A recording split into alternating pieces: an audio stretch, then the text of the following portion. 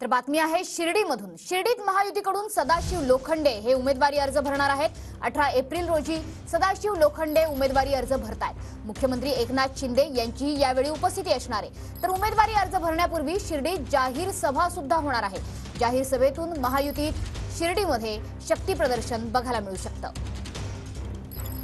बघता एक सभांचा जो सपाटा आहे तो सुरू आहे आणि मंत्री देखील तुमच्या प्रचारार्थ शिर्डी लोकसभेमध्ये दाखल झाले। सर्वांच्या सहकार्याने 2024 ची उमेदवारी मिळाल्यानंतर या मतदारसंघामध्ये कार्यकर्त्याच्या बैठका आणि संकल्प मेळावे या ठिकाणी आता चौथा आहे आणि सर्वांचा रिस्पॉन्स आणि सर्वांची मागणी आहे। त्यानुसार मोदी साहेबांना पुन्हा तिसऱ्या वेळेस पंतप्रधान करण्यासाठी शिर्डीची जनता आणि कार्यकर्ते सज्ज आहे।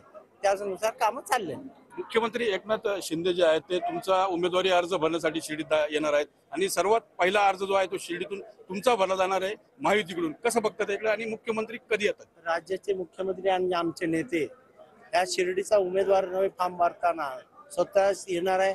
त्या ठिकाणी दोन्ही DCM या ठिकाणी येऊ शकतात। आता त्यांचं बोलणं चालू आहे आणि जिल्ह्याचे पालकमंत्री आणि सर्व महायुतीचे नेते या ठिकाणी फॉर्म भरायला येणार आहेत। आम्ही शिर्डीचा उमेदवार म्हणून त्याचं स्वागत करू आणि त्यांच्या नेतृत्वाखालीच आम्ही फॉर्म भरू।